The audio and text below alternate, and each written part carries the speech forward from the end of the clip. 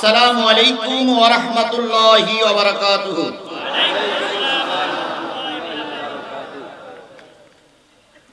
শুকরিয়া আদায় করছি সেই মালিকের,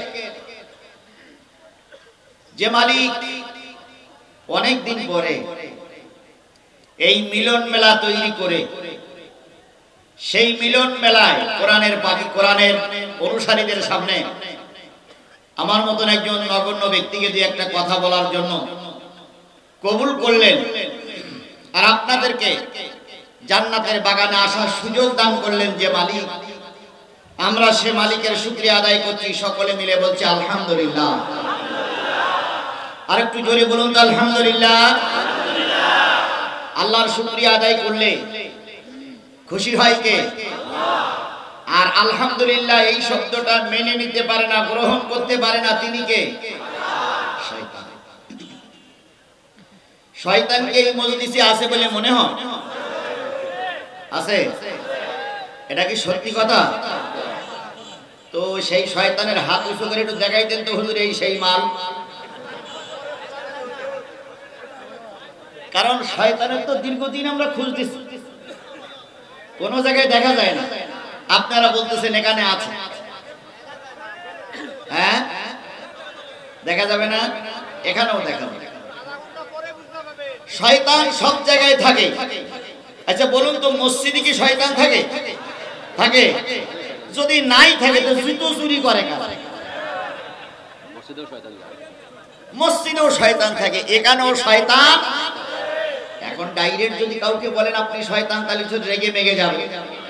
এই জন্য কাউকে শয়তান বলা যাবে না, তবে আলামতে বলা যাবে। আচ্ছা আপনারা যে ঠিক বলে ঠেলে উঠলেন, তা কি করে বুঝলেন শয়তান আছে? শয়তান চেনার আলামত আমি বলি। আলহামদুলিল্লাহ বললে খুশি হবে কে? আর আলহামদুলিল্লাহ মেনে নিতে পারবে না কে? এবার আলহামদুলিল্লাহ বলার সময় ডাইনে বামে সামনে তাকাবেন। ডাইনে বামে সামনে তাকাবেন, পিছনে তাকানোর দরকার নাই। ডাইনে বামে সামনে তাকাইয়ে আলহামদুলিল্লাহ বলবেন। যদি কারোর জবান না খোলে, মুখ যদি না খোলে, তাহলে বুঝতে হবে সেই মাল এটাই। তাহলে এবার ডাইনে বামে সামনে তাকাইয়ে জোরে সোরে বলুন তো আলহামদুলিল্লাহ। মাশাআল্লাহ, অনেকটাই হয়েছে। শয়তান যেগুলো ছিল সেগুলো আলহামদুলিল্লাহ বলি। এক সময় বিপদে পড়ে অনেকে কলেমা পড়ে, মুখস্থ মনে ধরুক আর না ধরুক কলেমা অনেকেই পড়ে। পাকিস্তান পিরিয়ডে একজন হিন্দু ব্যক্তিকে ধরে ফেলেছে পাকিস্তান ওলা। ধরায় বলতেছে, তোমার নাম কি? বলতে আমার নাম আব্দুল্লাহ। তুমি কি মুসলমান? कहे जी सर अभी मुसलमान। कलेमा जानता हो? कहे जानता है। पढ़ने चाहिए? कहे ला इलाहा इल्ला अंता सुबहानका इन्नी कुन्तु मिनाज जालिमीन। तो पाकिस्तानी पुलिस बोलतेছে এটা তো বিপদের কালেমা, মুসিবতের কালেমা। বাঙালি বলতে স্যার আমি তো মুসিবতে পড়েছি, আপনারা আমাকে ধরেছেন, এর চাইতে বড় মুসিবত আর কিছু আছে? তো অনেক সময় মুসিবতে পড়ে বিপদে পড়ে মানুষ কলেমা পড়ে, তাই হয় হোক নাই না হোক। এখন এখানে যারা বলেছেন আলহামদুলিল্লাহ, আল্লাহ পাক তাদের উপর রহমত করুক, সকলে বলুন আমিন। আল্লাহ বলতেছেন সাব্বাহা লিল্লাহি মা ফিস সামাওয়াতি ওয়া মা ফিল আরদ ওয়া হুয়াল আজিজুল হাকীম। আল্লাহ রাব্বুল আলামিন বলে, বান্দা শোনো, আসমানে যা আছে, জমিনে যা আছে, আসমানের উপরে যদি কিছু থাকে, জমিনের তলদেশে যদি কিছু থাকে, পাহাড় পর্বতে যারা আছে, এমনকি মাটির ভিতরে যারা আছে, সাগরের তলদেশে যারাও আছে, তারা ইচ্ছায় হোক আর অনিচ্ছায় হোক আল্লাহর শুকরিয়া আদায় করতেছে। একটা গাছ যতই উপরে উঠুক, পাতাগুলো থাকে সব নিচের দিকে। একটা প্রাণী যতই শক্তিশালী হোক, মাথা নিচু করে সে খানা খায় আর বুঝাতে চায় আমি যত বড় শক্তিশালী প্রাণী হই না কেন আমার মাথাটা মালিকের কাছে নত হচ্ছে। শুধুমাত্র কেবলমাত্র মানুষ আল্লাহর ভুলে যায়, আল্লাহর শুকরিয়া আদায় করে না। আপনি ছিলেন মেম্বার, হয়েছেন চেয়ারম্যান, কে করেছে? শুকরিয়া আদায় করার দরকার আগে আল্লাহ, যে ভাই আলহামদুলিল্লাহ আল্লাহ আমার সম্মান দিয়ে চেয়ারম্যান বানায়েছে। আপনি ছিলেন চেয়ারম্যান, হইছেন উপজেলা চেয়ারম্যান, শুকরিয়া আদায় করবেন আগে আল্লাহর। আপনি ছিলেন উপজেলা চেয়ারম্যান, হইছেন এমপি, শুকরিয়া আদায় করবেন আল্লাহর। আপনি ছিলেন এমপি, হয়ে গেছেন মন্ত্রী, শুকরিয়া আদায় করবেন আল্লাহ। কিন্তু মানুষ যখন একটু ক্ষমতার চেয়ার পায় তখন বেমালুম আল্লাহরে ভুলে যায়। এক ঘন্টা ধরে বক্তৃতা করতেছে, ভাইরা আমার, বোনেরা আমার, এই করেছি, সেই করেছি, উমুক করেছি, তুমুক করেছি, একবারও বলে না যে আল্লাহর শুকরিয়া, আল্লাহ আমার এই শক্তি দিয়েছে। মানুষের তেল মারতে মারতে মারতে মারতে তেল সব ফুরিয়ে যায়, তারপরও তেল মারা বন্ধ হয় না। আল্লাহ কয় তুই আমার তেল না মেরিয়ে বান্দারে তেল মারলি, আজকে যাদের শুকরিয়া আদায় করতেছিস কিছুদিন পরে ওরাই তোর জুতা পিটা করে মামুর বাড়ি বানায় দেবে। এইজন্য সকল ক্ষেত্রে শুকরিয়া আদায় করতে হবে কার? কারণ আল্লাহ তো আপনাকে আমাকে শুকরিয়া আদায়ের জন্যই পাঠিয়েছে। আপনি আমি তৈরি হয়েছি মালিকের গোলামি করার জন্য। কথা বলেন ঠিক না বেঠিক? আল্লাহ রাব্বুল আলামিন বলতেছে, বান্দা শোনো, ওয়ামা খালাকুতুল জিন্না ওয়াল ইনস ইল্লা লিয়াবুদুন।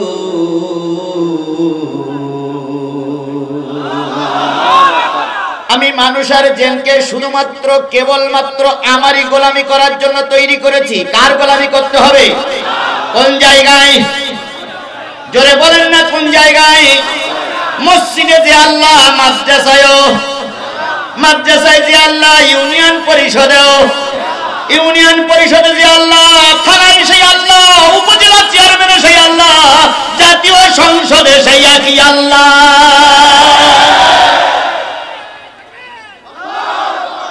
আল্লাহর নাম শুনলে সহ্য করতে পারেন না? বিসমিল্লাহ শব্দটা সহ্য করতে পারেন না? আল্লাহু আকবার শুনলে গায়ে জ্বালা চড়ে।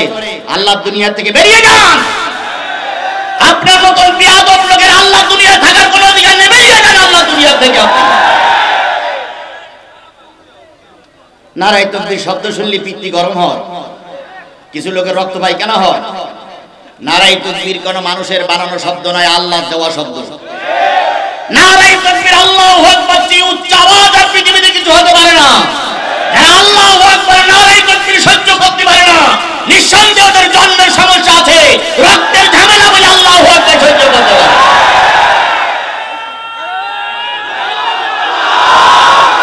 সুতরাং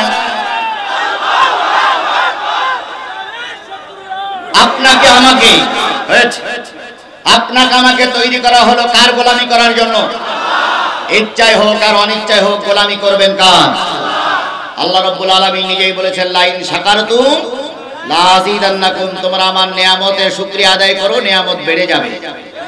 কুফরি করবা, নিয়ামত ছিনাই নেওয়া হবে। আজকে পাওয়ার আছে, কালকে পাওয়ার থাকবে না। আজকে রাত হয়েছে, কালকে সূর্য উদয় হবে সত্য, কিন্তু এমন একটা সময় আসতে পারে যে চেয়ারে আপনি বসে রয়েছেন ওই চেয়ার পিছন দিক থেকে চলে যাবে, আপনিও ঠিক পাবেন না। এই জন্য চেয়ার থাক আর না থাক, সুখে থাকি আর দুঃখে থাকি, হাসপাতালে থাকি আর বাড়ি থাকি, না খেয়ে থাকি আর খেয়ে থাকি, মোটরসাইকেল চালাই আর ভ্যান চালাই, শুকরিয়া আদায় করবো কার? তাহলে আল্লাহ পাক নিয়ামত কি করবে? বাড়াই দেবে। আপনারা কি নিয়ামত বাড়াতে চান না কমাতে চান? তাহলে নিয়ামত যদি বাড়াতে চান তাহলে জোরে সোরে বলুন আলহামদুলিল্লাহ। একই দেশ, রাজা ও মুসলিম, মন্ত্রী মুসলিম। একটা দেশ, রাজা কি আর মন্ত্রী মুসলিম। মন্ত্রী মুসলমান, রাষ্ট্রপ্রধান অমুসলিম। ধরেন কাফের হোক আর হিন্দু হোক আর অমুসলিম।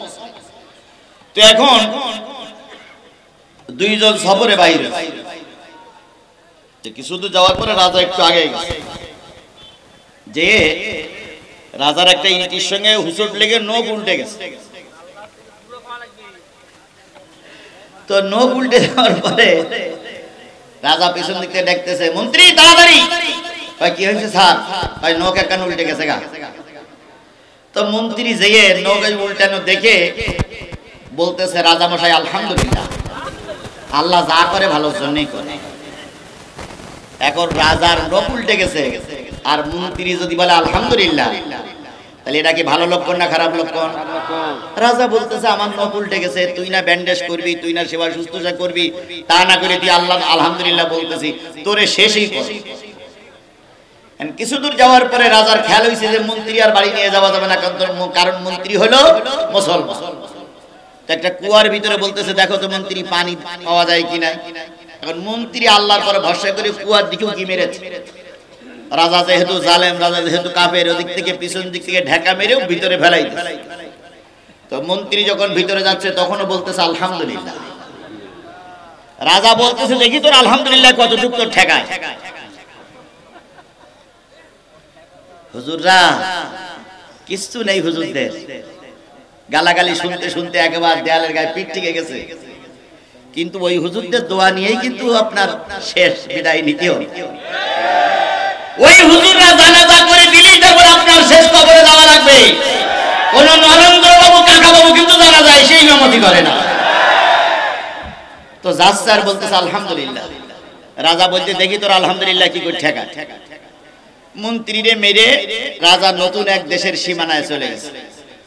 তো যাওয়ার পর ওখানে ঘুরতে ঘুরতে কিছু যুবক এসে বলতেছে, বাড়ি কোথায়, কোন দেশের লোক? তো বলেছে, এখানে কেন? কই শিকারি করতে করতে দেশে চলে আসছে। আমার দেশের একটা নিয়ম আছে, জানেন কি আপনি? কই কি? আমার দেশে একজন নতুন রাষ্ট্রপতি হয়েছে। আমার দেশের নিয়ম হলো নতুন রাষ্ট্রপতিরে মানুষের রক্ত দিয়ে গোসল দেওয়া লাগে। কিন্তু সেই লোকটার রক্ত লাগবে যে লোকটা নিখুঁত, যার কোনো খুঁতটুত নেই, নকটা পুলটু যায় না, এরকম লোক লাগবে। এখন আপনার থেকে মনে হচ্ছে আপনি চলবেন, এইটাই চলতে পারে। ওরা সব ঢোল পিটার বলতে মাল পাওয়া গেছে। তো বাম পা পর্যন্ত চেক করে আনন্দ করতেছে যে পাওয়া গেছে, ডাইন পা চেক করে দেখে নখ উল্টে, এ চলবে না, অচল খুঁত। তো লাথি মেরে তাড়াই দিচ্ছে, নখ উল্টানের কারণে বেশি গিলে। তখন ওই হিন্দু বলতেছে আলহামদুলিল্লাহ, যদি নখ না উল্টে তাহলে তো আমি আজকে গেলাম শেষ হয়ে গেছে, আলহামদুলিল্লাহ। এদিকে মন্ত্রী ওই যে কুয়ার ভিতরে পড়ে আছে, এই কুয়ার ভিতরে একদল লোক বালতি ফেলাইছে বাড়ি তোলার জন্য। এখন বালতি ভরে উনি উপরে উঠেছে। উপরে রাজা কোন দিকে গেল, রাজা কোন দিকে গেল, দূরের থেকে শোনা যাচ্ছে আলহামদুলিল্লাহ জোর খুব। তখন উনি আগে যেয়ে বলতে, কি রাজা মশাই কি খবর? কয় মন্ত্রী আলহামদুলিল্লাহ। কি হয়েছে? আলহামদুলিল্লাহ। এত জোরে কয় আলহামদুলিল্লাহ। তো মন্ত্রী যেই বলতে, দাদা মশাই কি খবর? পাই এই ঘটনা, এরা চেক করি আমার যেই ডাইন পায়ের নখ উল্টো পেয়েছে সেই বলতেছে যে তুই বেঁচে গেলে আলহামদুলিল্লাহ। তখন মন্ত্রী জড়াই ধরে বলতেছে, আপনি যদি আলহামদুলিল্লাহ একবার বলেন তো আমার দুইবার বলা লাগে, কারণ আপনার তো নখ উল্টো নিয়েছিল আর আমার তো কোনো জায়গায় উল্টো নিয়ে পাল্টে নিয়েছিল না। আপনার ছেড়ে দিল, ওরা আমার ছেড়ে দিত না। এই জন্য কুয়ার ভিতরে পড়েছি, ওটাও আলহামদুলিল্লাহ। আজকে বিপদ আসতেছে, ওটাও আলহামদুলিল্লাহ। কথা বলেন ঠিক না ঠিক? চিরকাল জালেমেরা জুলুম করে টিকে থাকতে পারে না। ফেরাউন জুলুম করে টিকে থাকতে পারে নাই, নমরুদের বাচ্চা টিকে থাকতে পারে নাই, আবু জেহেলের বাচ্চা টিকে থাকতে পারে নাই। আজও পৃথিবীতে তারা জুলুম করতেছে, একদিন তোমরা তুলোর মতন উড়ে যাবে। ইসলামী আন্দোলন তথা কোরআনওয়ালারা ছিল, আছে, থাকবেই থাকবেই থাকবে।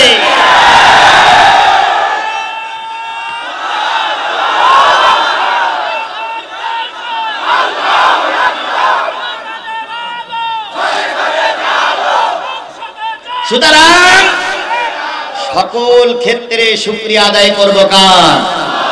আবারও বলছি আলহামদুলিল্লাহ। সর্বকালের সর্বশ্রেষ্ঠ মহামানব, যার আদর্শে আদর্শিত হয়ে আমি নিজেকে উম্মত বলে দাবি করেছি, সেই নবীর নামে দুরূদ আর সালাম সবাই মিলে বলছি সাল্লাল্লাহু আলাইহি ওয়াসাল্লাম। সম্মানিত বন্ধুগণ, বলুন তো নবীর চাইতে ভালো মানুষ আর সমাজে কেউ আছে? কেউ ছিল? আগামীতেও কেউ আসবে? হাজারো চেষ্টা করলে নবীর চাইতে ভালো মানুষ আর পৃথিবীতে কখনো পাওয়া যাবে সেই নবী মার খেয়েছেন না খান নাই? দোষটা কি? দোষটা কি? আরো জোরে বলেন, দোষটা কি? কোন নারীকে নিয়ে ধরা পড়েছে, কারোর জমি ভুলভাল করে রেজিস্ট্রি করে নিয়েছে, অন্যায়ভাবে কাউকে খুন করেছে, জোরে বলেন, রাজনীতি করতে দিয়ে ধরা পড়েছে, রাতের ভোট দিনের ভোট রাতে করতে দিয়ে ধরা পড়ে জেল খেটেছে, তাহলে দোষটা কি? তিনি কার কথা বলেছেন? আল্লাহর কথা বলার কারণে আমার নবী মারি খেয়েছেন। এখন আল্লাহর কথা বলতে দিয়ে অনেকেই মারি খাচ্ছে। মক্কার মাটিতে জায়গা হলো না, মক্কার আবু জেহেল নিবন্ধন দিল না। মক্কার আবু জেহেল বললে এদেশে তোমার নাগরিকত্ব থাকবে না, রেজিস্ট্রেশন পাবা না, চলে যাও। আল্লাহর নবী চলে গেলেন তায়েফে।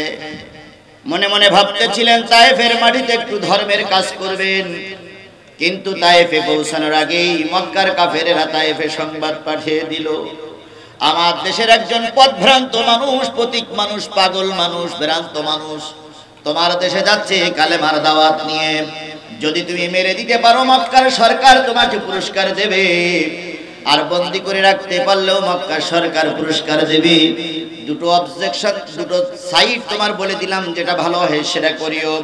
আল্লাহ নবী তায়েফের সরকারের কাছে গেলেন, সাথে আছেন শুধুমাত্র যায়েদ, আর দুনিয়ার কেউ নাই, যিনি বিশ্ব নবী, বিশ্ব নন্দিত নেতা। ওয়ামা আরসালনাকা ইল্লা রাহমাতাল লিল আলামিন। আল্লাহ বললেন, নবী গো, আমি হলাম আলহামদুলিল্লাহি রাব্বিল আলামিন, আমি হলাম কুল কায়নাতের আল্লাহ, আর তুমি হলো কুল কায়নাতের রহমত। আল্লাহ হলো রব্বুল আলামিন আর নবী হলো রাহমাতাল লিল আলামিন। পার্থক্য শুধু এতটুকু, তিনি গোটা পৃথিবীর মালিক আর ইনি হলো গোটা পৃথিবীর নবী, রহমত। আমার ভাইরা, তায়েফের সরকার বসে আছেন, নবী কখন আসবে? কিছুক্ষণ পরে নবী চলে গেলেন। তায়েফের সরকারের সঙ্গে সালাম বিনিময় হলো, কথা বলা হলো। তায়েফের সরকার বললেন, আপনার বাড়ি কোথায়? আল্লাহ নবী বলেন, আমার বাড়ি মক্কায়, কুরাইশ বংশের লোক। ও, তুমি সেই আব্দুল্লাহর বেটা মুহাম্মদ, তুমি নবুয়তের দাবিদার, তুমি নবুয়তের দাবিদার, তুমি নবী হয়েছো। নবীজি মাথা নিচু করে বললেন, আমি নবী হইনি, আল্লাহ আমাকে নবুয়ত দিয়েই পাঠিয়েছে। তাইফের সরকার বলল, নবী বানানিয়া লোক আর আল্লাহ খুঁজে পেল না, নবী বানাইছে তোমাকে, তুমি কোনোদিন স্কুলে গেছো? কই না। লেখাপড়া জানো? কই না। কই আল্লাহ তোমার মতন একটা অশিক্ষিত লোককে নবী বানালো, এদেশে আসছো কেন? আল্লাহ নবী বলেন, তাইফের সরকার এদেশে একটু কলেমার দাওয়াত দেওয়ার জন্য। তাইফের সরকার বলল, তোমাকে এদেশে দাওয়াত দেওয়ার সুযোগ করে দেওয়া হবে না, কারণ পাশের বড় দেশ আমাদের বলে দিয়েছে হুজুররা যেন ওখানে চান্স না পায়। আজও তাই হচ্ছে, কথা বলেন ঠিক না ঠিক? মামুরা যা কয় এরাই তাই বাজনা বাজায়।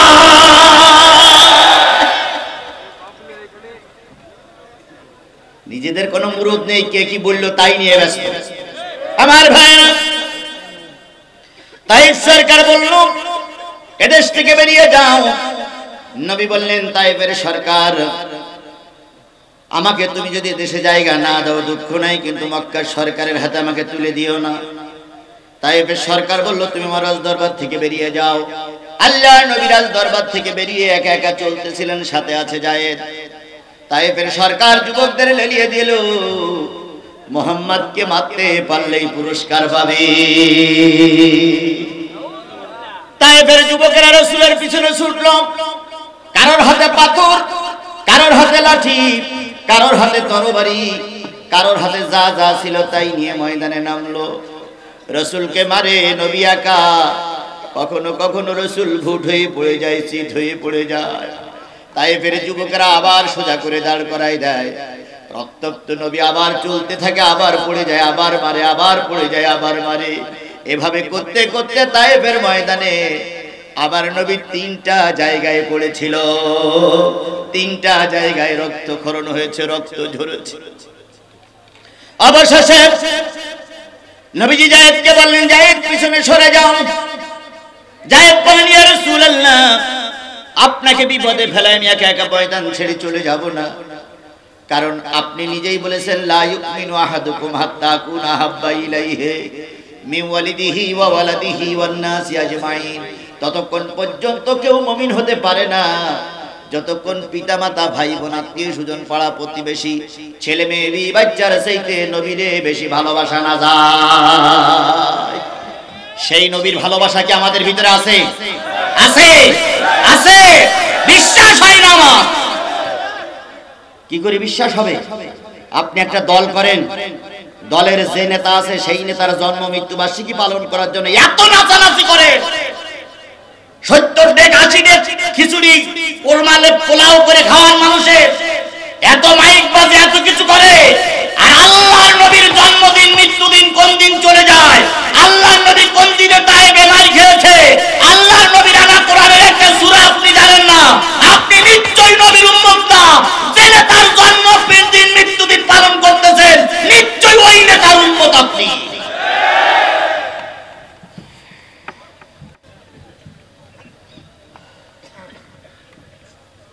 নেতার কথা বললে আপনার গায়ে জ্বালা চড়ে। নেতার ছবি আপনি ঘরে টানাই রেখেছেন, মাঝে মাঝে চুমা খান, একটু ধুলো পড়লে রুমাল দিয়ে মুছে দেন, আর আল্লাহর নবী নিয়ে ব্যঙ্গ করে, আল্লাহর নবীর বিরুদ্ধে কথা বলে, ব্লগাররা আল্লাহর নবীর বিরুদ্ধে বিষাদগার করে, তোমার গায়ে জ্বালা চড়ে না, বরং আমার ছেলেরা রাস্তায় নামলে তোমাদের হুকুমে আমাদের ছেলেদের গুলি করে মারা হয়। তোমরা নবী প্রেমিক না, তোমরা নিশ্চয়ই নবীর শত্রু। নবীরে ভালোবাসি, নবীরে ভালোবাসি বলে চুমো খাইলেই জান্নাতে যাওয়া যাবে না। কিছু লোক সাধু আন্না মুহাম্মদ রাসূলুল্লাহ নবীর কি বলে বিষাদগার করছে, নবীর গালাগালি দিচ্ছে, নবীর নামে কলঙ্কিত অধ্যায় পাঠ করতেছে, আর নবীর নাম শুনে ফু দিয়ে চকি দিলে আর তো চোখ শর্মা পালিশ হয়ে যাবে। কবরে যাও, দেখো রাসূল আর ফেরেশতারা তোমার কি কথা কয়। আমার ভাইরা, আমার নবী তায়েফে কয় জায়গায় মার খাইলেন? যায়েদকে বললেন, যায়েদ পিছনে সরে যাও। যায়েদ পিছনে সরে গেল। নবীজি এক পর্যায়ে ভূত হয়ে পড়ে গেলেন। যেই নবীর চেহারার দিকে তাকাই থাকলে মানুষের পেটে ক্ষুধা থাকতো না। মদিনার মানুষেরা যখন খাদ্য জোগাড় করতে না পারত, ছোট্ট ছোট্ট বাচ্চাদের নবীর দরবারে পাঠিয়ে দিত। 3 দিন 4 দিন 5 দিন পর মা যে বলতো বাসা বাড়ি আয়, ছেলেটা বলতো, মেয়েটা বলতো, মা তুমি ফিরে যাও। নবীর চেহারার দিকে তাকাই থাকলে পেটে ক্ষুধা থাকে না। হযরত আয়েশা বর্ণনা করেছেন, রাতের অন্ধকারে নবীকে শোয়াই দিয়ে কম্বল মুড়ি দিয়ে ঢেকে দিতাম, আর নবীর কাপড়গুলো আমি লণ্ঠন জ্বালিয়ে জ্বালিয়ে কাপড়গুলো সর করতাম, কাপড়গুলো মেরামত করতাম। ভাই চেয়ারম্যান ভাই একটু পিছিয়ে যা বসেন তো, এগুলো একটু দেখতে সুবিধা হয়। আপনারা এই চেয়ারগুলো পেছনে সরাই না, জি একটু কষ্ট করলে এই লোকগুলো দেখতে সুবিধা হয়। এরা একটু করতে দিতে হবে। এই ক্যামেরাগুলো শুধু এখানে দেখতেছেন, আমেরিকায় বসে দেখতেছেন, এই সৌদি আরবে বসে এই ক্যামেরা দেখতেছেন। আপনারা এখানে বসে অসন্তোষ, আর আমার আজ গোটা পৃথিবীতে চলতেছে এখনই, এই মুহূর্তে লাইভই গোটা পৃথিবী চলছে। সরকার বাহাদুররা ওই পরিষদে বসে দেখতেছে, মন্ত্রীরা জায়গায় বসে দেখতেছে, থানার ওসি সাহেব থানায় বসে দেখতেছে। সুতরাং এগুলো চালতে দিতে হবে, এগুলো বন্ধ করলে চলবে না। বন্ধ করলে গোটা বিশ্বের মানুষ কানা হয়ে যায়, বন্ধ হয়ে যায়। আল্লাহ পাক একটু সমস্যা হলো দেখার তৌফিক দিন। অনেকগুলো মিডিয়ায় লাইভ হচ্ছে, তারা দেখতেছে। আমার ভাইয়েরা, হযরত আয়েশা বলেছেন, রাতের অন্ধকারে নবীকে কম্বল মুড়ি দিয়ে শোয়াই দিয়ে আমি লণ্ঠন জ্বালিয়ে রাসূলের কাপড়গুলো সেলাই করতাম।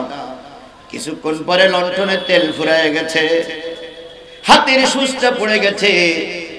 অন্ধকার ঘরে যখন সুচ খুঁজে পাচ্ছিলাম না, আমার ব্রেনের ভিতরে, জেহেনের ভিতরে একটা বুদ্ধি আল্লাহ পাক দিয়ে দিলেন। নবীর চেহারা থেকে কাপড়টা সরাইয়া দাও, অন্ধকার কবর, অন্ধকার ঘর আলোকময় হয়ে যাবে। আমি নবীর চেহারা থেকে কাপড় সরাইয়া দিয়েছি, নবীর নূরানি চেহারায় অন্ধকার ঘর আলোকময় হয়ে গেছে। সেই আলোয় আমি আমার হারানো সুজ খুঁজে পেয়েছি। এমন একটা নবীরে মারল কারা? তায়েববাসীরা। তারা তায়েববাসীরা চিনিনি, চিনল না। আজও যাদের কথা শুনে হাজার হাজার মানুষ কালেমা পড়ে মুসলমান হয়, তাদেরকে জাতি ফাঁসি দিয়ে দিয়ে মারতেছে। যাদের কথা শুনে লক্ষ লক্ষ মানুষ জীবন দেওয়ার জন্য ময়দানে নামে, যাদের কোরআনের কথা শোনার জন্য পরিবার পরিজন ফেলাই রেখে রাতের পর রাত ময়দানে থাকে, তাদেরকে বিনা দোষে জেলের ভিতরে ভরে রাখা হয়েছে।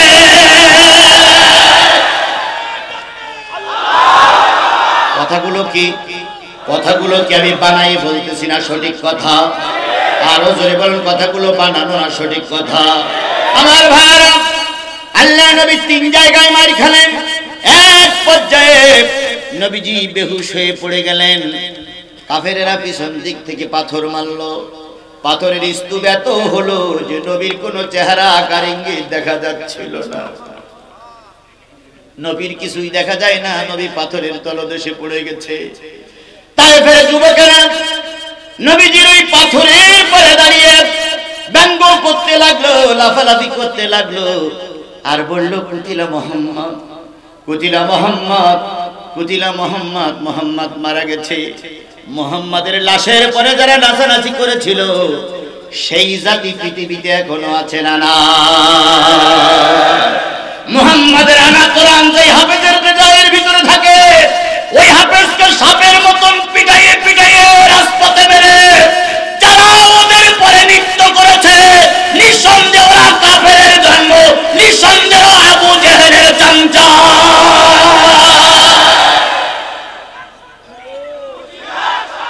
আল্লাহর নবী তায়েফের ওই পাথরের তলদেশে তায়েফের যুবকেরা চলে গেল, কুতিলা মুহাম্মদ, কুতিলা মুহাম্মদ, মুহাম্মদ মারা গেছে, মুহাম্মদ মারা গেছে। আনন্দ করতে করতে চলে গেল। কিছুক্ষণ পরে যায় ফিরে আসলে এসে দেখে শুধু পাথর আর পাথর, কিছুই তো দেখা যায় না। পাথরগুলো পরিষ্কার করে নবীকে বাহির করলেন। আল্লাহর নবীর কান ফেটে গেছে, নাক ফেটে গেছে, নবীজির গাল ফেটে গেছে, নবীজির শুধু মোবারক ফেটে গেছে, নবীজির কপাল ফেটে গেছে, রক্তে নবী লাল হয়ে গেছে। তবুও নবী এখনো বেঁচে আছে বলে মনে হয়। হযরত যায়েদ বলেন, আমি বাহু পরে রেখে কাঁধের পরে রেখে নবীকে সেবা শুশ্রূষা করতেছিলাম আর কাঁদতেছিলাম, আল্লাহ তোমার নবীকে মনে হয় আর দেখা হবে না। কিছুক্ষণের ভিতরে নবী একটু চোখ মেলে তাকালেন, তাকাই বলেন, যায়েদ, তায়েফের যুবকেরা আছে না, সব চলে গেছে। কই, ইয়া রাসূলুল্লাহ, কেন? কই, এবার যদি আমাকে আবার মারে, আমি নবী আর হয়তো বাঁচতে পারবো না। দেখো তো, তায়েফের যুবকেরা চলে গেছে না আছে? যায়েদ টিলার পরে যেই দেখলেন যে তায়েফের যুবকেরা সব চলে গেছে, ইয়া রাসূলুল্লাহ, ওরা চলে গেছে। নবী বললেন, যায়েদ, এখন কোন সময়? এখন আসরের রক্ত, চলে যাব ভাব। নবীজি বললেন, যায়েদ, একটু উজুর পানি নিয়ে এসো। যায়েদ অনেক কষ্ট করে উজুর পানি নিয়ে আসলেন। নবীজি উজু করলেন, সালাতুল আসরের নামাজ পড়লেন। নামাজ পড়ে যখন রাসূল জাতির কথা চিন্তা করছিলেন, তখন জিবরিল এসে বললেন, ইয়া রাসূলুল্লাহ, আকাশের দিকে তাকাই দেখেন বড় বড় পাথরগুলো চক্কর দিচ্ছে। একটা বার আপনি বলবেন ওদেরকে পিষে ডালা করে মারতে, আমি মারার জন্য তৈরি। নবীজি বললেন, জিবরিল, সব লোককে যদি পিষে ডালা করে মেরে দাও, সব লোককে যদি মেরে দাও, কালেমার দাওয়াত কার কাছে দেব? আমি নবী ওদের ক্ষমা করে দিলাম। আল্লাহরে বলিও, আল্লাহ যেন ওদের ক্ষমা করে দেয়। তাহলে পাথরের মার খাওয়ার পরেও নবী জাতিরে কি করলেন? মুসলমান কথা বলেন, নবী জাতিরে কি করলেন? আর আমাদের ভিতরে কিছু কুচক্কুরে মহল, কুচক্কুরে জাতি আছে, এরা যদি একটু পাওয়ারে যেতে পারে, একটু ক্ষমতায় যেতে পারে, অতীতের কথা বেমালুম ভুলে যায়। আবার বলে আমরা মুসলমান, আমরা নবীর উত্তরসূরি, আমরা নবীর উম্মত। কি কায়দায় সিয়ারে বসেই বলে, ভাতে মারবো, পানিতে মারবো।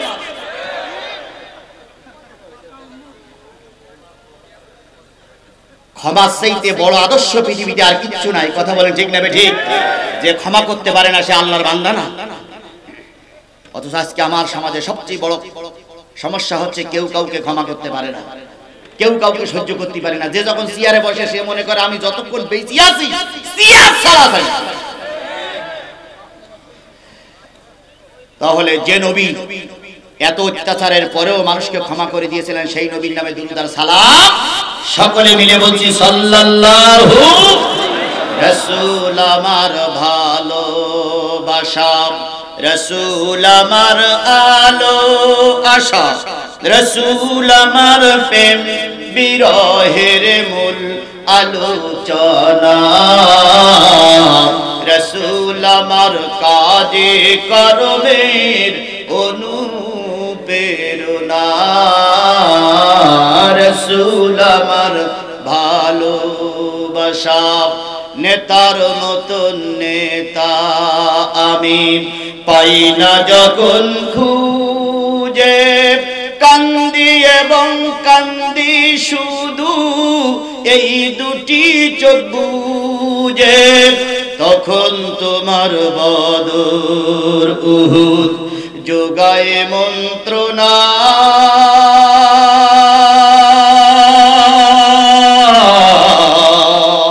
রাসূল আমার কাজে কর্মের অনুপ্রেরণা, রাসূল আমার ভালোবাসা।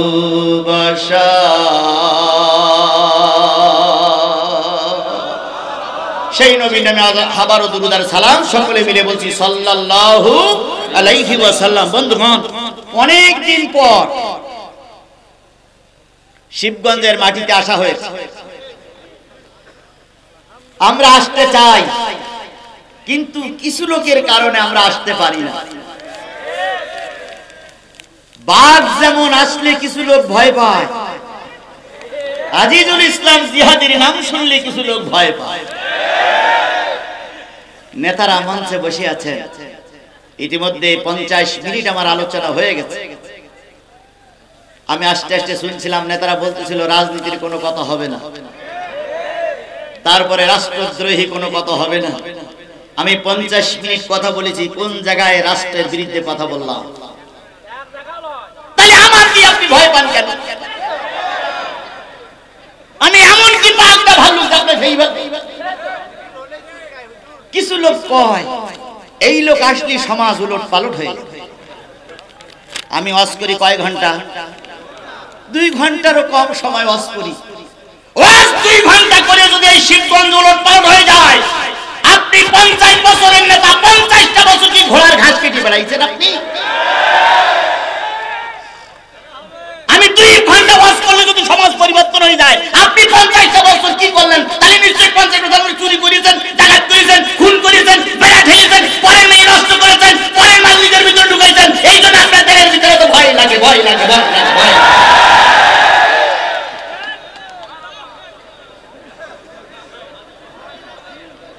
আমরা রাজনীতি করার জন্য এখানে আসিনি। রাজনীতি তারাই করুক যারা মঞ্চে দাঁড়ায় মিথ্যে কথা বলতে পারে। রাজনীতি তারাই করুক যারা দিনের ভোট রাতে করতে পারে। রাজনীতি তারাই করুক যারা বিনা কারণে মানুষের জেল খেলাতে পারে। রাজনীতি তারাই করুক যারা বিনা কারণে মায়ের কোল খালি করতে পারে। আমরা এগুলো পারিও না, আমরা ও রাজনীতি করিও না। আমাকে ডেকে এনেছেন কি বলার জন্য? আমি কোরআন থেকে কথা বলছি, কোরআন থেকে কথা বলছি, হাদিস থেকে কথা বলছি। হ্যাঁ, কিছু কিছু কথা আসবেই। চোরের চোর বলা যাবে না, কে বলেছে চোরের চোর বলা যাবে না? ডাকাতিরে ডাকাত বলা যাবে না, কে বলেছে ডাকাত বলা যাবে না? চুরি করলে হাত কেটে দাও, তুমি চুরি করলে হাত কেটে দাও, কোরআনের ভিতর থাকে। আপনি চুরি করেছেন, আপনার হাত কেটে দিতে হবে, এই কথা বললে আপনার গা জ্বালা করে কেন?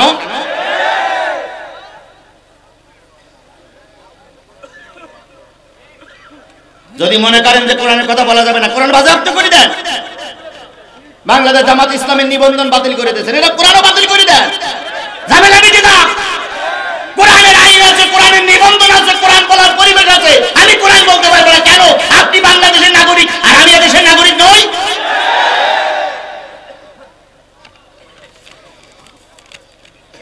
তাহলে আজকের এই মাহফিলের নাম কি? তাফসিরুল মাহফিলে কোরআনের তাফসির হোক, এটা কি আপনারা চান? সবাই মিলে চান? আওয়ামী লীগ, বিএনপি, জাতীয় পার্টি, জামাত ইসলামের লোক সব তো আমরা মুসলমান নাকি? আমার দেশের প্রধানমন্ত্রী মুসলমান, 5 ওয়াক্ত নামাজ পড়ে, তিনি তো চায় কোরআন চলুক। তিনি ফজরের নামাজ পড়ে কোরআন তেলাওয়াত করিয়ে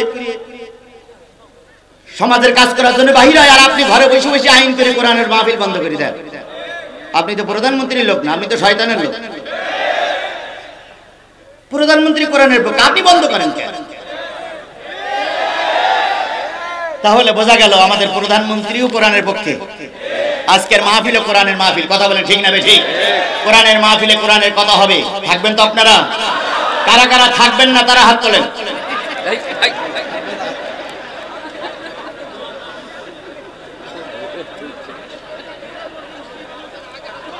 ইয়া হাত না মাতলেই ভদ্রে নাকি? বলতে ভদ্র ভদ্র বন্ধুগণ, তাহলে কোরআনের আলোচনা হবে, থাকবেন তো? আমি আজকে সূরা আনকাবুত 3টা আয়াত তেলাওয়াত করেছি। আনকাবুত কয়টা আয়াত? এই 3টা আয়াতের পরে ভিত্তি করে কথা হবে ইনশাআল্লাহ। আমাকে ফেলাই রেখে চলে যাবেন আপনারা? তাহলে আমি যতক্ষণ মঞ্চে আছি ততক্ষণ পর্যন্ত বীর বাহাদুরের মতো মঞ্চে থাকা লাগবে, ময়দানে থাকা লাগবে। কোন অবস্থায় বাতিলের কাছে জিহাদিরা ছেড়ে দিয়ে ময়দান ছেড়ে চলে যাওয়া যাবে না। যার যা আছে তাই নিয়ে প্রস্তুত থাকতে হবে। কারা কারা রাজি আছেন? 2 হাত উঁচু করে আল্লাহর দেখা।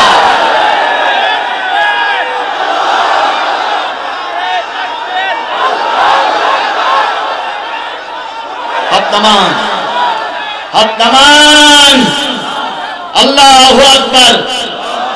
আল্লাহ আপনাদেরকে ইহকালে কবুল করুক, পরকালে মঞ্জুর করুক। আমরা শপথ করেছি কিসের পক্ষে থাকব? আপনার শপথ করা, আপনার হাত উঁচু করা কি আল্লাহ দেখেছে? দেখেছে। আমি কোরআন নিয়ে হাত উঁচু করেছি, কি বলতে চাই, আর আপনারা হাত উঁচু করেছেন কি শুনতে চান? তাহলে আমরা সবাই শপথের কর্মী। আমি শপথ করেছি বলবো, আর আপনি শপথ করেছেন, তাহলে 2 জন শপথের কর্মী নয়?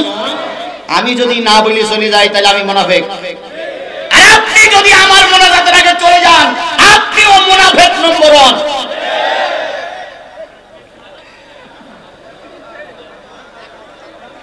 এইবার খেয়াল করবেন যে মুনাফিক কয়টা যায়। ডাইনে বামে সামনে পিছনে সব দিক খেয়াল করেন। মুনাফিক কিন্তু কিছুক্ষণ পরে আল্লাহ আমাদের হেদায়েতের জন্য কোরআনকে কবুল করুক, সকলে বলুন আমিন। তাহলে আমি জানেন আমি 12টা পর্যন্ত কথা বলি, ইতিমধ্যে 11টা বেজে গেছে। ইতিমধ্যে 11টা বেজে গেছে, 5 মিনিট বাকি আছে। আমি আর যদি 1 ঘন্টা কথা বলি, থাকবেন তো? আল্লাহ আপনাদেরকে কবুল করুক, সকলে বলুন আমিন। দ্বিতীয় বক্তা দিয়ে কালেকশন করার একটা পরিকল্পনা চলছিল। দ্বিতীয় বক্তার সময়ে বেঁধে দেওয়ার ছিল মনে হয়। ওনাকে যখন টাইম বলা হয়েছে উনি মনে হয় একটু আরো একটু বলতে চেয়েছিলেন, কিন্তু ওনাকে আর সময় দেওয়া ভালো ছিল। যাই হোক, উনি কালেকশন করতে পারেন নাই।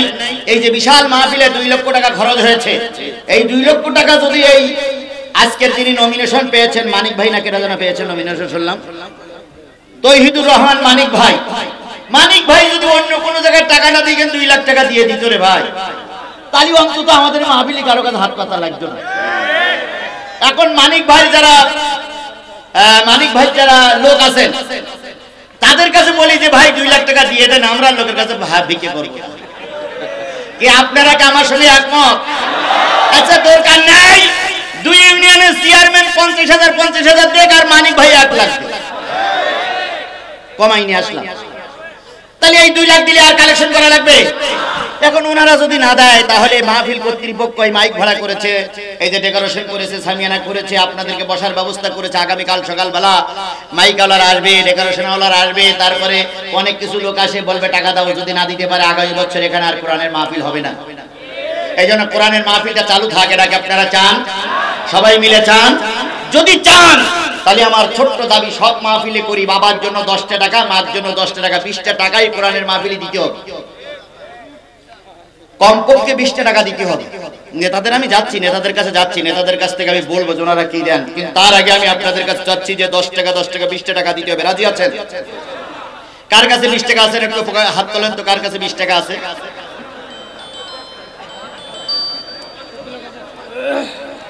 ভাই যদি টাকা থাকে আর হাত যদি না তোলেন কিয়ামতের দিনে হাত বলবে আল্লাহ টাকা ছিল তো হাত তোলেনি। আচ্ছা 20 টাকা না থাকলে 10 টাকা দেবেন, সবাই পকেটে হাত দেন, সবাই পকেটে হাত দেন, সবাই হাত দেন। ছেলেরা যাচ্ছে কেউ যেন মাহরুম করবেন না। ওই ছেলেগুলো ফিরে আসবে, আমি সূরা আনকাবুত শুরু করব। ওই ছেলেগুলো ফিরে আসবে, আমি সূরা আনকাবুত শুরু করব। এই ছেলেরা ঢোকো ঢুকে পড়ো, কেউ যেন মাহরুম করবেন না। আর যারা কালেকশনের জন্য যাচ্ছ, যদি দেখো মানুষ টাকা দিচ্ছে না, হাত কান ধরে উঁচু করে আমার দেখাই দেবা, যদি এই লোক টাকা দেয়নি, আমি নিজেই যাব। যুদ্ধ আজকে এখান থেকে শুরু হবে।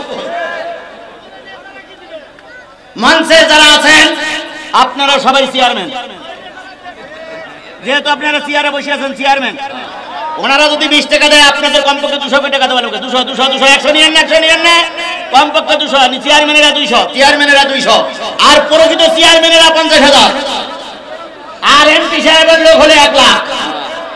আল্লাহ কবুল করুন। যতটুকু হয় ততটুকু দেন। জি দেন ভাই, দেন, সবাই দেন, সবাই দেন ভাই, দেন হুজুর, আপনি দেন নি তো, দেন সবাই দিতে হবে ভাই, পিছনের লোকেরাও দেন ভাই, দেন কিছু দেন, তো সহযোগিতা করুন। হ্যাঁ ও দেন, সবাই দেন। মাশাআল্লাহ, আমি 100 টাকা দিয়েছি, আল্লাহ কবুল করুক। জি তাড়াতাড়ি, আল্লাহ কবুল করুক। জি মাশাআল্লাহ। আমি এই বিশাল কাফেলা থেকে কমপক্ষে 1 লাখ টাকা দাবি করছি। 1 লক্ষ টাকার কম যেন আসে না। মা বোনেরা আপনারা বসে আছেন, আপনাদের কাছেও নিশ্চয়ই স্বেচ্ছাসেবক ভাইরা চলে গেছে, তাদের হাতে দিবেন। টাকাটা তুলতে যতটুকু সময় লাগে এতটুকু সময় পরে আমি আলোচনা শুরু করব ইনশাআল্লাহ। মসজিদের ছাদের কাজ চলছে, এই টাকাটা মসজিদেই কাজে লাগানো হবে। এই জন্য মসজিদের ছাদের কাজের জন্য যে যতটুকু পারে দিবেন। একটু জিকির করেন সুবহানাল্লাহ আলহামদুলিল্লাহ।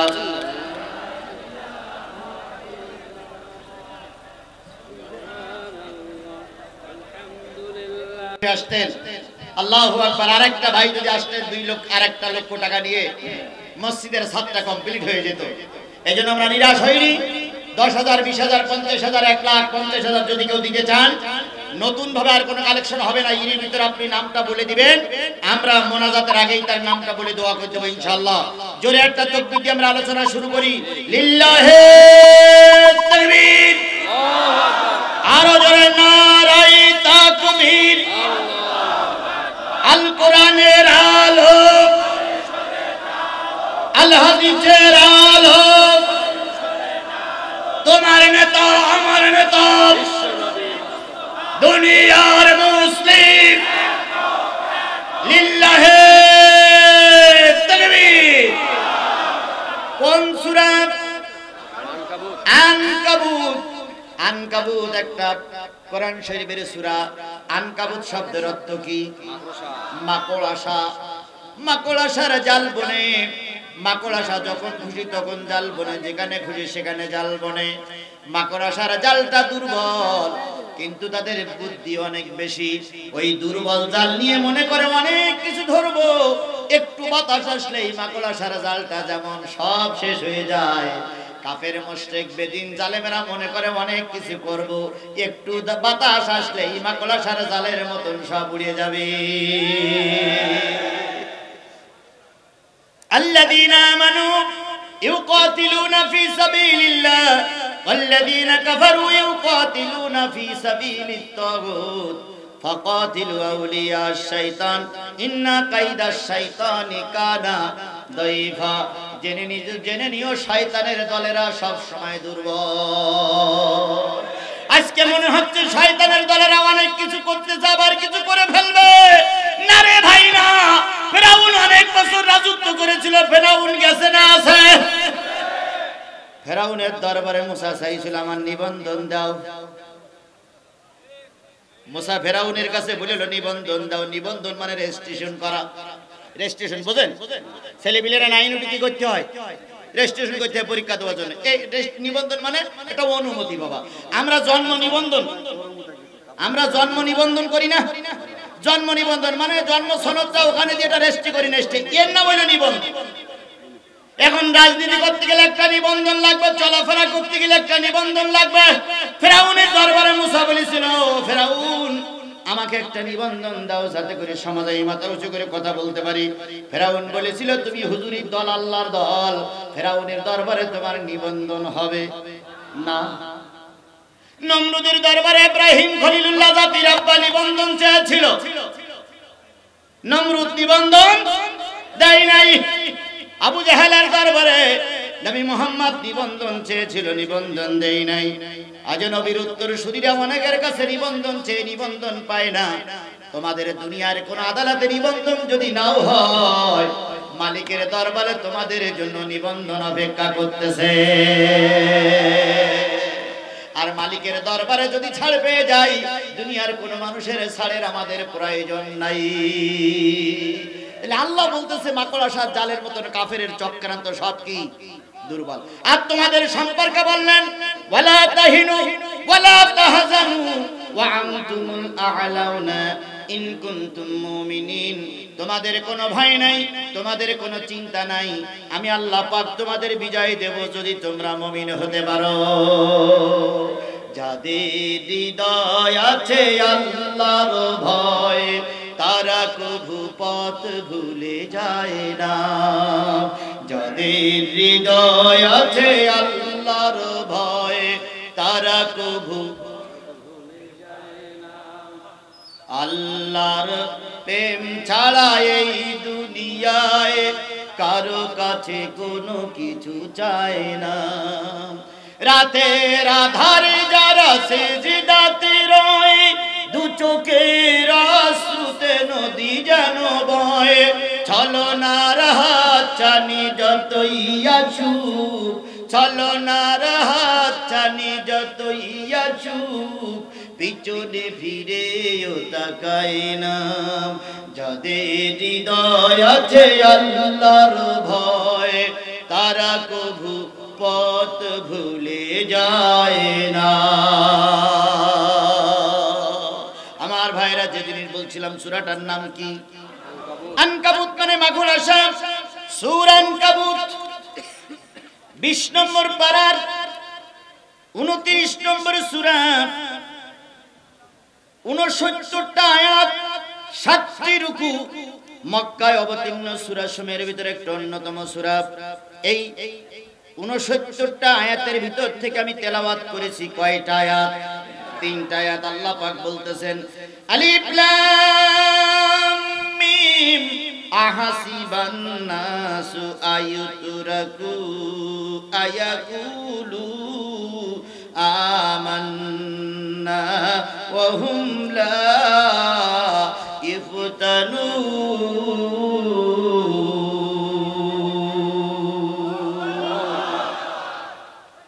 আলিফ লাম মানে আলিফ লাম মিম, এই তিনটে শব্দের অর্থ আল্লাহ ছাড়া আর কেউ, অর্থ কি কেউ জানে না?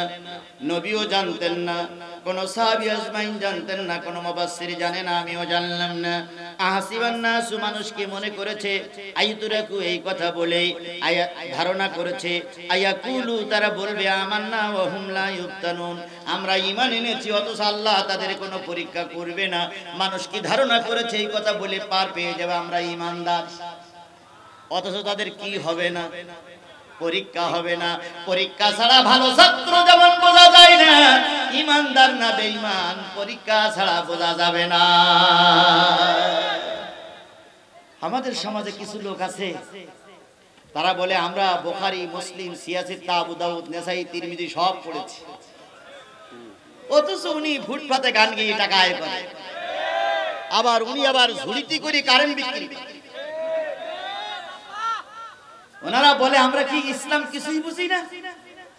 আমাদের দেশের একজন বড় সিয়ারের নেতা বলেছিলেন, আমরা কি কোরআন হাদিস কম বুঝি? আমরাও কোরআন হাদিস বুঝি, আমরা মুসলমান। লাকুম দীনুকুম ওয়ালিয়া দীন, বুখারীর হাদিস।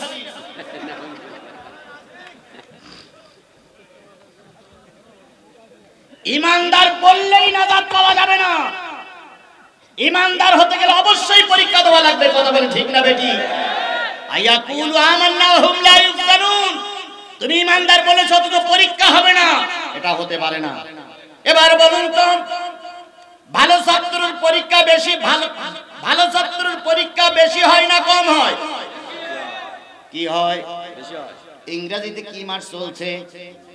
নভেম্বর শেষের পথে ক্লাস 10 পর্যন্ত ছেলে মেয়েদের পরীক্ষা হচ্ছে। কথা বলেন ঠিক না বেঠিক? পরীক্ষা হয়ে গেছে, নাই হবে নাই হচ্ছে, তিনটের একটা পরিবেশ আছে, হচ্ছে পরীক্ষা। এই পরীক্ষায় যারা ঠিক মতন লেখাপড়া করেছে তারা পরীক্ষার জন্য আনন্দিত হয়। কথা বলেন ঠিক না বেঠিক? আর যারা লেখাপড়া করি নাই তারা চিন্তা করে আল্লাহ এবছরও যেন পরীক্ষা না হয়, এবছরও যেন করোনা দেখা দেয়।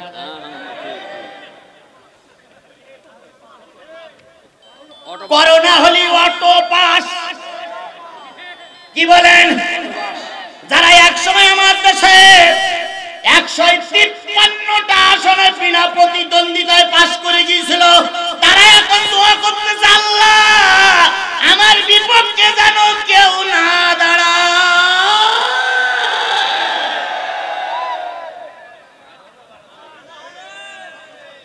কি পাস করবে? Auto pass. মাননীয় প্রধানমন্ত্রী আজকে দেখলাম একটা ঘোষণা করেছে, আজকে একটা দেশে যে বিনা প্রতিদ্বন্দ্বিতায় পাশ করে আসলি তারে জেল খাচ্ছে। তার মানে প্রতিদ্বন্দ্বিতা করে পাশ করে আসছে প্রধানমন্ত্রী বলে দিয়েছে। 153-51 জন যদি বিনা প্রতিদ্বন্দ্বিতায় পাশ করে তাহলে আর ভোট করা লাগে? ভালো কোটি কোটি টাকা খরচ করে লাভটা কি? আর আমার দেশে এখন কুরবানির গরু বিক্রি হচ্ছে। কুরবানির গরু বছরে কয়বার ওঠে? একবারই ওঠে। আর যার টাকা বেশি থাকে সে কিনে নিয়ে আল্লাহু আকবার বলে দেয়। আমার দেশে রাজনীতি অঙ্গনে এখন কুরবানির গরু বিক্রি হচ্ছে। টাকা আছে বেশি কিনে নিচ্ছে, নমিনেশন দিয়ে দিচ্ছে। এই যে খেলোয়াড় একজন নমিনেশন পাইলো, জীবনে রাজনীতি করেনি, তুমি বেটা রাজনীতির কি বোঝো? সারা জীবন নোবেল নাটক করে আইছে, সারা জীবন সিনেমা জগতের লোক, ও রাজনীতি করেনি, ময়দানে মাইর খায়নি, ও ময়দানের লোকের সুখ দুঃখ বোঝে না, ও এখন ভোটে দাঁড়িয়ে এমপি হবে, এমপি হবে, এমপি হবে। এরা হলো কুরবানির গরু। টাকা দিয়ে কেনা বেচা হচ্ছে। কথা বলেন ঠিক না বেঠিক? যারা প্রকৃত রাজনীতি করে চেয়ারম্যান হয়েছে, এমপি হয়েছে, এদের সমাজে মূল্য কম। কুরবানির গরুর মতন কিছু লোক বেচা কেনা হচ্ছে। আমার ভাইরা, আল্লাহ বলতেছে যে কাজে যাও পরীক্ষা দিয়ে যাও, তাতে সুফলাফল আসবে। কথা বলেন ঠিক না বেঠিক? পরীক্ষা ছাড়া যদি পাস করে সেই ছাত্রের চাকরি দিলে যেমন চাকরিতে উন্নতি হয় না, কোম্পানিতে উন্নত হয় না, রাজনীতি যারা করে না তারা যদি দেশের নেতা হয়ে যায় ওই দেশের কোনো উন্নতি দেখা যেতে পারে না। হঠাৎ করে একটা লোকের যদি এই চেয়ারে বসাই দেন যে আপনি ওয়াজ করেন 2 ঘন্টা, ওর কাপড় নষ্ট হয়ে যাবে। তাহলে পরীক্ষা দিতেই হবে। কথা বলেন ঠিক না বেঠিক? আমরা পরীক্ষা দিতে রাজি আছি না নাই? আল্লাহরে বলি আল্লাহ পরীক্ষা নাও, আল্লাহরে বলি আল্লাহ পরীক্ষা নাও, যত কষ্ট দিয়ে পরীক্ষা নিতে পারো নাও, কিন্তু দয়া করে তুমি যেন আমাদের ফেল করাইও না।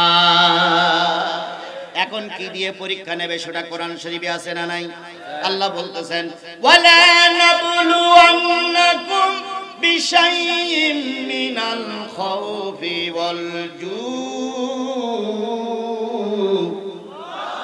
ওয়া নাকসিম মিনাল আমওয়ালি ওয়াল আনফুসি ওয়াত তামারাত ওয়া বাশশিরিস সাবিরিন।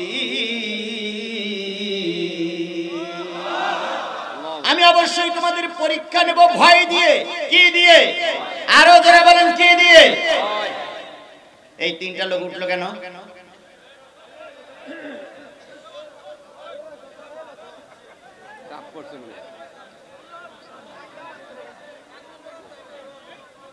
শোনেন, আমি কিন্তু সময় বলেই দিয়েছি, কমপক্ষে 30,000 লোক আমার সামনে বসে আছেন। এই 30,000 লোকের থেকে এরকম 3টে চানকুনি উঠে গেলে কারোর কোনো ক্ষতি হবে? কিন্তু ওনারা কপাল পড়াই চলে যাচ্ছে। কতগুলো লোক দাঁড়াই আছে, বসার জায়গা পাচ্ছেন, আর আপনি উঠে যান মিয়া। উঠেই যদি যাবেন তা না বিলেসি বসলেন কেন? কোরআনের মাহফিল থেকে শয়তানেরাই চলে যেতে পারে, কোন মুসলমানের বাচ্চা চলে যেতে পারে না। এখানে কোরআনের আলোচনা হচ্ছে, আপনি কোন সাহসে ওটা চলা করেন? এগুলো বিয়াদব। আমার মোনাজাতের আগে আর যদি কেউ ওঠে তার জোর করে ধরবেন, আস্তে করে বসাই রাখবেন। যদি পায়খানা পেশাব হয় অধিক হয়ে যায়।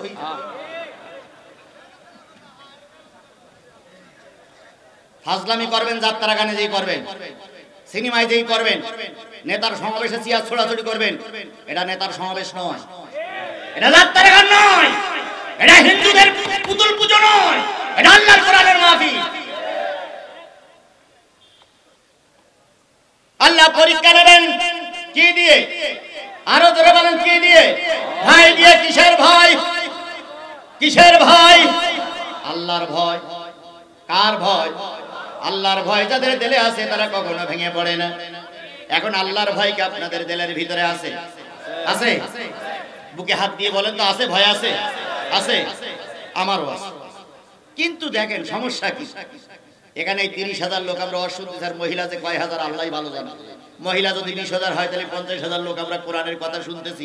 হঠাৎ করে যদি শিবগঞ্জ থানা থেকে 4 জন পুলিশ আসে, আসুক তো বলতেছেন, 4 জন পুলিশ এসে এই পাশে এসে যদি এই চেয়ারে বসে রিভলভারটা রেখে দেয়, আর যদি বলে হুজুর বাড়ি কোথায় আপনার, যা বলতেছেন আপনি বলে ফিরে যাওয়া লাগবে, হিসেব কিতাব করে শুধু এই 2-3টে কথা বলবো। এখানে 12 লোক বলবে খোকা বাড়িহাট, হুজুর তো মরিছে আর আমাদেরকে মরিছে। এরকম কথা বলার লোক নাই? নাই। যদি নাই থাকতো তাহলে ময়দান বাতিলিরা দখল করে কি করে? যদি নাই থাকবে তাহলে বামপন্থীরা ময়দান দখল করে কি করে? তুমি আর আমি কোরআন নিয়ে ময়দানে নামলে বাতিলেরা জুতা পাই দেওয়ার সময় পায় না। জাতি বড় হতভাগা, জাতি বড় হতভাগ। চোরেরা ডাকাতিরা রাজত্ব করে বেড়াচ্ছে আর আলেম ওলামারা জেল খেটে মরতেছে। বুবুলি বলে একজন নারী বিয়ের আগে মা হলো, মাহিয়া মাহি যিনারা বিয়ের আগে ধর্ষণে ধরা পড়লো, তারাই এখন রাজনীতির টিকিট পায়, তারাই নমিনেশন এমপি হওয়ার জন্য নমিনেশন সাবমিট করে, তারাই পাওয়ার পায়। আর বিশ্ব নন্দিত আলমকে পুশ করে বিনা অপরাধে মেরে দেওয়া হয়। গোটা বিশ্বের সব মানুষ জানে আল্লামা সাঈদী স্বাভাবিক মৃত্যুবরণ করেনি, আল্লামা সাঈদীকে পুশ করেই মেরে দেওয়া হয়েছে, এটা সবাই জানে। আলেমেরা মারা যায় তোমরা আনন্দ করো, আর ধর্ষণকারিনী তারপরে জেনাকারিনীরা সমাজে মাতব্বরি করে বেড়ায়। আমি আমার কোরআন শরীফ ছুঁয়েই বলতেছি, সত্য কথা বলতেই হবে আমাকে। আল্লাহ রাসূল বলেছেন মান সুইলা আনিল মিন আলিমাহু সুম্মা কাতামাহুল জিমু ইয়াউমাল কিয়ামাতি বিলিজামিন মিনান নার। যদি কোনো ব্যক্তি সত্য জানার পরে গোপন করে, কিয়ামতের দিন আগুনের কেউসি দিয়ে ওই হুজুরি জিহ্বা কেটে জাহান্নামে নিক্ষেপ করা হবে। আমাকে এখানে ডেকে এনেছেন সত্য কথাটুকু বলার জন্য। কথা বলেন ঠিক না বেঠিক? আমি কোরআন শরীফ শপথ করে বলতেছি 2014 সালে আমি ভোট দিতে পারিনি। 2018 সালে আমার ভোট দিতে যাওয়ার আগেই ভোট কাউন্টার হয়ে গেছিল রাত্রি। আমি কোরআন শরীফ শপথ করে বলতেছি। সুতরাং এবার 2024 সালে আমি ভোটটা দিতে চাই। কথা বলেন ঠিক না বেঠিক? কোন দল ক্ষমতায়, কোন দল নেতৃত্ব পেল আর কোন দল নমিনেশন পেল ওটা আমার জানার বিষয় নয়। আমার মনোনীত প্রার্থীকে আমি 2024 সালের জানুয়ারি মাসে ভোটটা দিতে চাই। যদি কেউ বাধা দাও তাহলে বলবো তুমি এদেশের কলঙ্কিত মায়ের কলঙ্কিত সন্তান।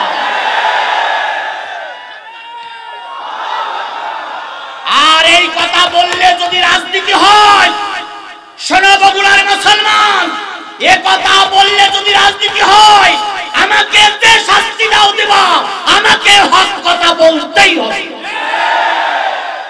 আমি কি মায়ানমারের লোক যে কথা বলতে পারবো না? আমি কি ভারত থেকে পালাই চলে আসছি যে কথা বলতে পারবো না? আমি জান্নাতের চোরাই মাল যে তার কথা বলতে পারবো না? আমি বাংলাদেশের বৈধ নাগরিক। তোমাদের যদি কথা বলার অধিকার থাকে, আমারও কথা বলার অধিকার আছে। তোমরা একটা ভোটের জায়গায় 180টা ভোট পারো, তখন লজ্জা লাগে না?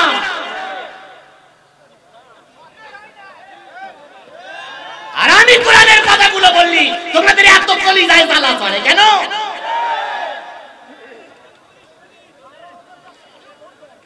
তাহলে পরীক্ষা আমাদের দিতেই হবে। কথা বলেন ঠিক না বেঠিক? পরীক্ষা নেবে আল্লাহ কি দিয়ে? কার ভয়?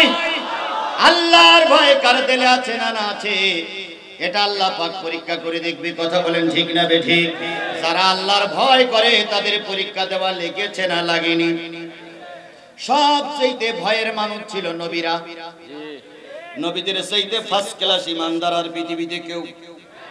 নবীদের পরীক্ষা বেশি হয়েছে না কম হয়েছে? আল্লাহ নবী ইব্রাহিম কালেমার দাওয়াত দেওয়ার কারণে নমরুদের অগ্নিকুণ্ডে পড়তে হয়েছে। হযরতে মুসা আলাইহিস সালাম কালেমার দাওয়াত দেওয়ার কারণে মুসা আলাইহিস সালামকে নিজের দেশ ছেড়ে পালিয়ে যেতে হয়েছে। আমার নবী কালেমার দাওয়াত দেওয়ার কারণে শিয়াবে আবু তালেবে 3.5 বছর কষ্ট করতে হয়েছে। তায়েফে মার খেতে হয়েছে, কথা বলি উহুদে রক্ত দিতে হয়েছে, বদরে রক্ত দিতে হয়েছে। এভাবে করে যত মানুষ ধর্মের কথা বলবে যুগে যুগে তাদের পরীক্ষা দেওয়া লাগবে। আজও যারা ধর্মের কথা বলতেছে তাদের পরীক্ষা একের পর এক হতেই আছে। আমার বন্ধুগণ, বাংলাদেশের প্রায় সব মুসলমান, শতকরা 90% মুসলমান আবু হানিফা রাহমাতুল্লাহ আলাইহির অনুসারী। আবু হানিফার অনুসারীরা কোন জায়গায় হাত বাঁধি আমরা? নাবির নিচে, নাবির উপরে। আহলে হাদিস ওয়ালারা বুকের পরে। আর একটা মাযহাব আছে তারা কোন জায়গায় হাত বাঁধে না, কোন জায়গায় হাত বাঁধে না। নাবির উপরেও বাঁধে না, নিচেও বাঁধে না, কোন জায়গায় বাঁধে না, হাত ছেড়ে দিতে রাখে। আমি চিন্তা করলে নামাজ পড়ে না এর কি মার? তারপরেও এই মাযহাবের লোক আছে তারা হাত ছেড়ে দেয়, একবার হাত ছেড়ে দেয়, কোনো কোথায় বাঁধেই না। নামাজ পড়তেছ কিনা বোঝা যায় না। যাই হোক, পৃথিবীতে সবচেয়ে আবু হানিফা রাহমাতুল্লাহ আলাইহির অনুসারী বেশি।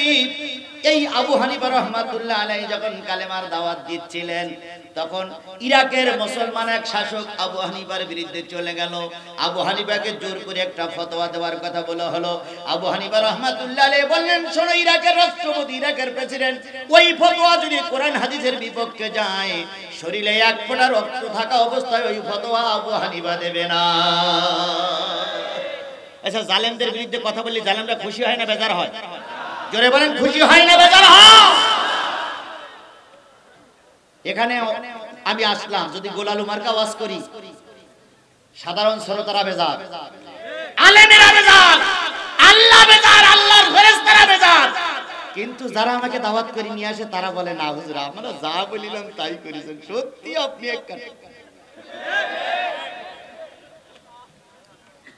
এখানে মঞ্চে যারা বসে আছেন আর পুলিশের ভাইরা যারা উপরে আছেন বা ডাইনি বামে আছেন তাদেরকে বলি, টাকনুর নিচে কাপড় পরলে খুশি হয় কে?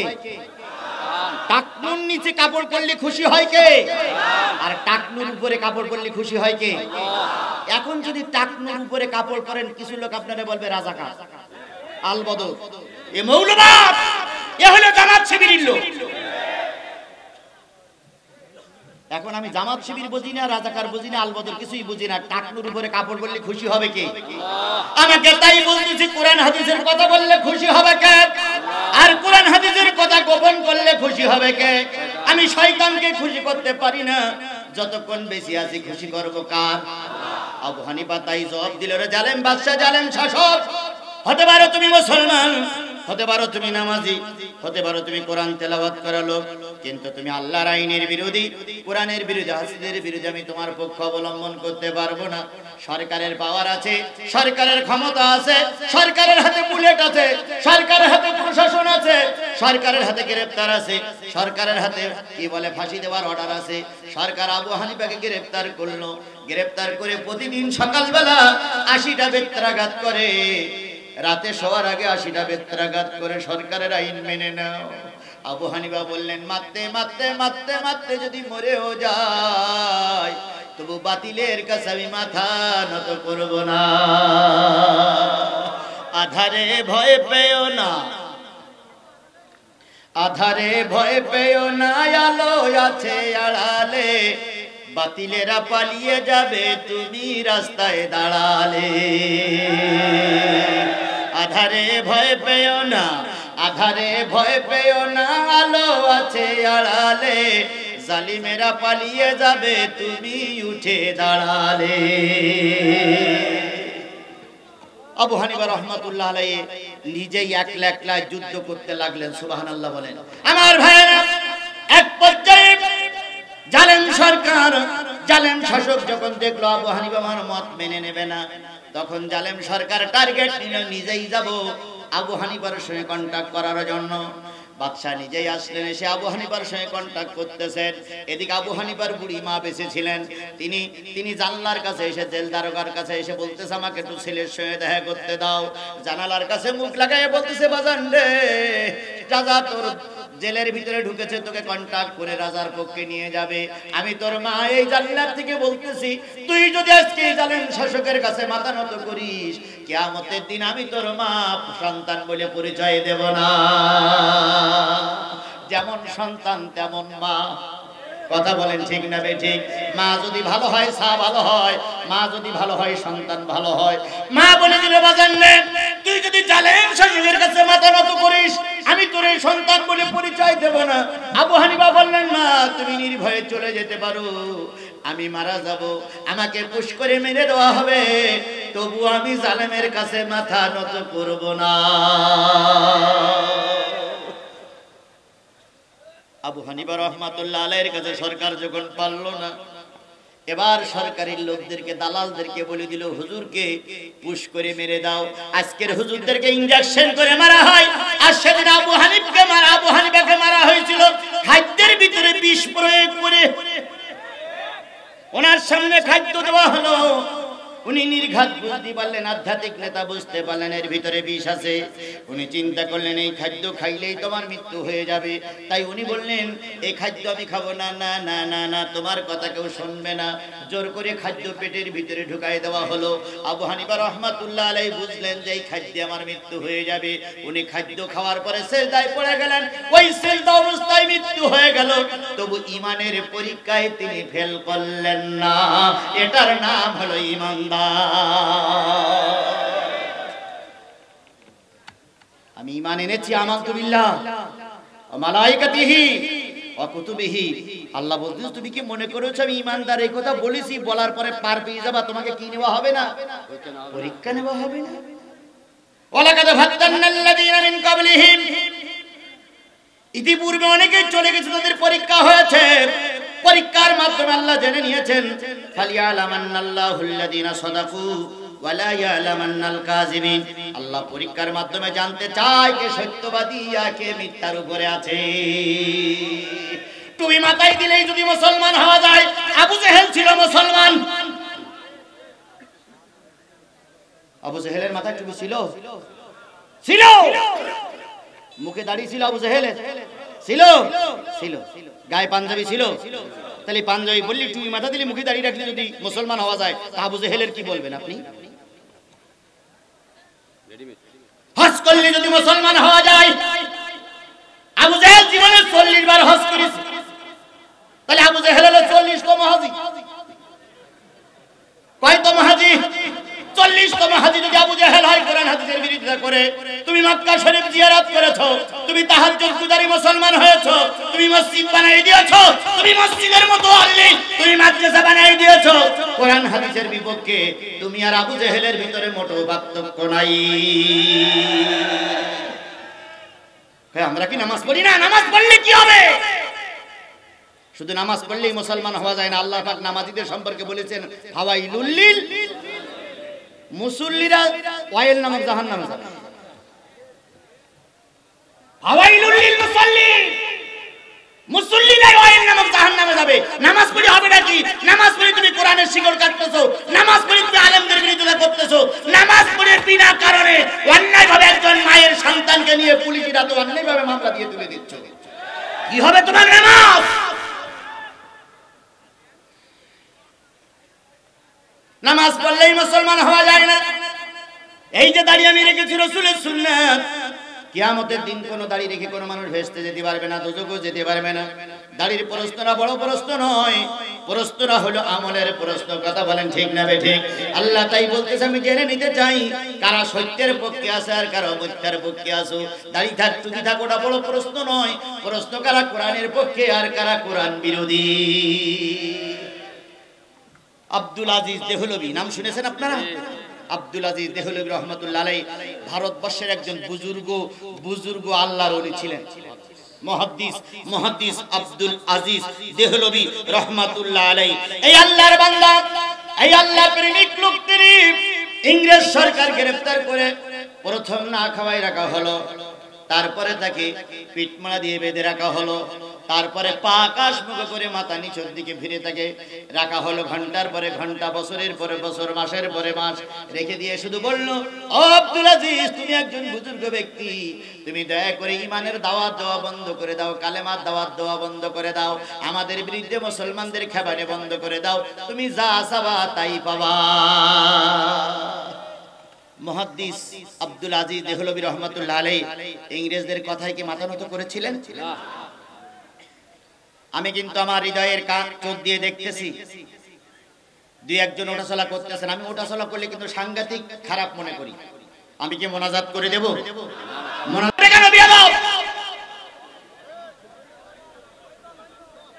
আচ্ছা, যারা যারা উঠবেন একসঙ্গে ওঠেন তো, ওঠেন, যে কজন থাকে সেই কজন আছে, ওঠেন, তাও ওঠেন।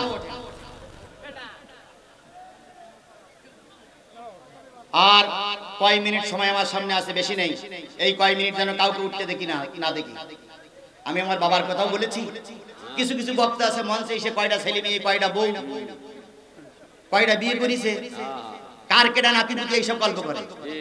আমি আমার জীবনে এই শিবগঞ্জে, এই বগুড়ায় অন্তত মোটে না হলো 15 বছর আগের থেকে ওয়াজ করতেছি। আমি একবারও আমার পরিবারের কল্প কাহিনী বলেছি আমি আপনাদের সঙ্গে? আমি যা বলি কোরআন হাদিসের কথা বলি, যা বলি জীবনের ঝুঁকি নিয়ে কথা বলি। আমি ফালতু কথা বলার জন্য এখানে আসি নাই। আর আপনারা বছরে একবার মাহফিল পেয়েছেন, তারপরে দুই একজন ওঠেন, কপাল পোড়া মুসলমান। আপনারা ঘোষণা শুনেছেন আগামী 5 তারিখ আমার একটা মাহফিল আছে এই থানার ভিতরে। যদি করতে দেয়, যদি পরিবেশ হয়, সব লোকগুলোর দাওয়াত করে গেলাম। আজকে যে কথাগুলো হবে না সে কথাগুলো ওখানে হবে, কারণ সব কথা একদিনে শেষ হয় না। সব কথা একদিনে শেষ হলে বুড়ি মোটা হয়ে মারা যাবে। এই জন্য আজকে যে কথাগুলো হচ্ছে না, কিছু কিছু লোক মনে করতেছেন যে জিহাদি দিয়ে এরা আলোচনা করে না, করি না ঠিকই, কিন্তু করতে হচ্ছে। আমি এগিয়ে যাচ্ছি, আবার পিছিয়ে আসতে হচ্ছে, কারণ আমার কোমরে কি বাধা? দড়ি বাধা, দড়ি বাধা, শিকল বাধা। আমি এগিয়ে যাচ্ছি, আবার পিছনে আসতেছি। আমি জানি হক কথা বললে কিছু লোক বেজার হয়, তারপরেও আমি যথেষ্ট চেষ্টা করতেছি। সব কথা আজকে হয়তো হবে না, যে কথাগুলো বাকি থাকে সে কথাগুলো ওখানেই হবে ইনশাআল্লাহ। আবার যারা সরকারি দলে আছেন, যারা পুলিশের লোক আছেন, মনে করতেছেন এখানে কিছু বলতে লোক মনে হয় ফাটাই ফেলবে, কিচ্ছু হবে না। কারণ আপনিও দেশের নাগরিক, আমিও দেশের নাগরিক। 18 কোটি মানুষের ভিতরে আপনারও নাম আছে, আমারও নাম আছে। কথা বলেন ঠিক না বেঠিক? বিশ্বাস করুন, হুজুররা দেশদ্রোহী নয়, মৌলবীরা দেশ বিরোধী নয়। যদি মৌলবীরা দেশ বিরোধী হয়, যদি মৌলবীরা দেশ বিরোধী হয়, আমি ভালো করে বলি শোনেন, আমাদের বর্তমান প্রধানমন্ত্রী ছেলে মেয়ে দেশে থাকে না বিদেশে থাকে? বিদেশে থাকে।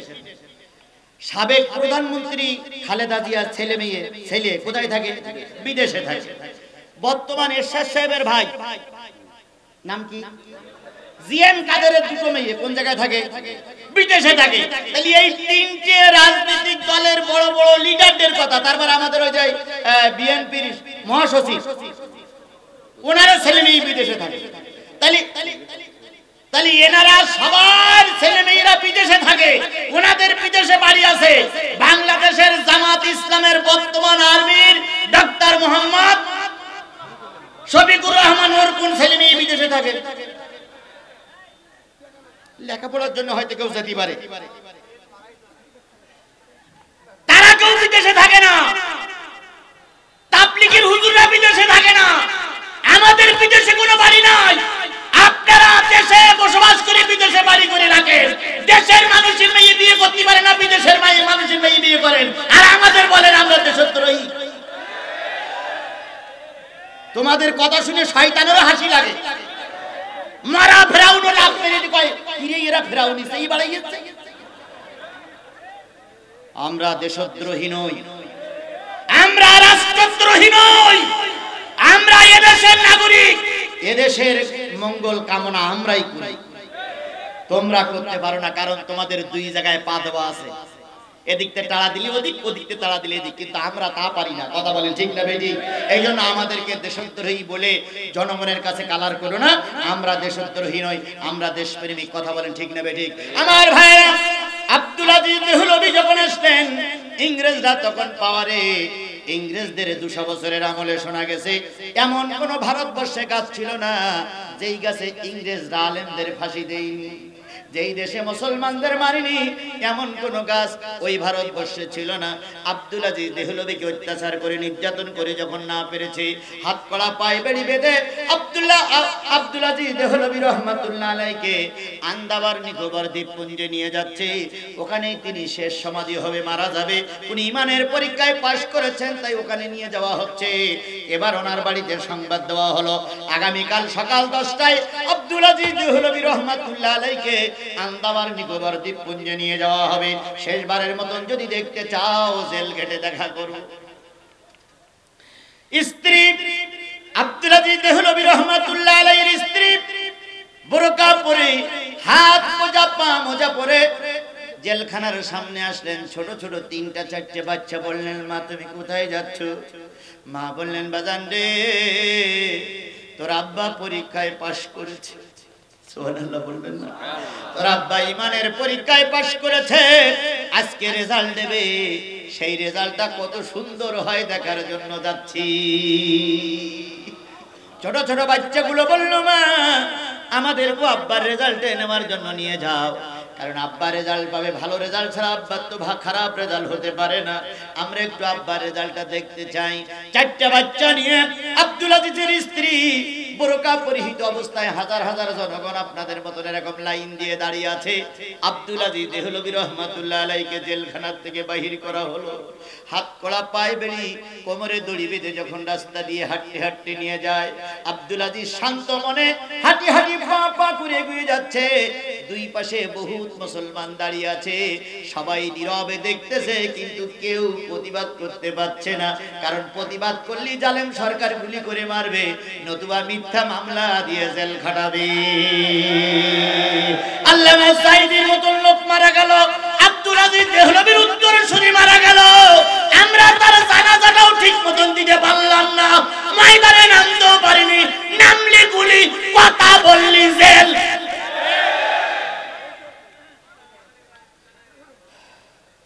ইংরেজদের গালিগালাজ দেয়, ইংরেজদের চাইতে কঠিন ইংরেজ আজকে পৃথিবীতে জন্ম নিয়েছে।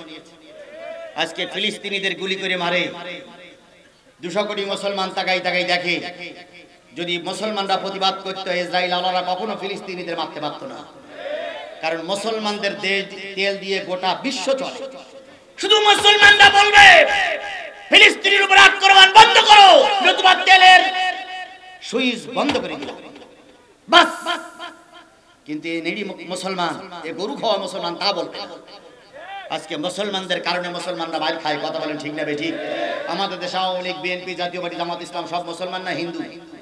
হিন্দু দুটোটা আছে, প্রায় সব মুসলমান। তাহলে মুসলমানরা মুসলমানদের গুলি করে মারতেছে। কথা বলেন ঠিক না বেঠিক? এক মুসলমান মার খায়, আর এক মুসলমান দিন দিন করে নাচে আর কয় ময়দানে গিলে গেল মার খাও, মার খাও, মার খাও।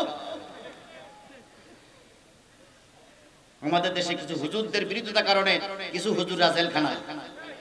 আজকে মামুনুল হক, আমির হামজারা জেলখানায়। আমাদের দেশের কিছু মৌলবীদের বিরুদ্ধে, মৌলবীরা তাদের বিরুদ্ধে ফতোয়া দেওয়ার কারণে।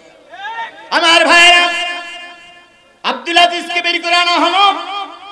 স্ত্রী পুত্ররা লাইন দিয়ে দাঁড়িয়ে আছে। এবার আব্দুল আজিজ যখন সামনে আসলেন, স্ত্রী সামনে যেয়ে বললেন, স্বামী তুমি তো ঈমানের পরীক্ষায় পাশ করেছো, তুমি পুরস্কার আনার জন্য চলে যাচ্ছ, আমাদের জন্য কি নসিহত তুমি করে গেলে?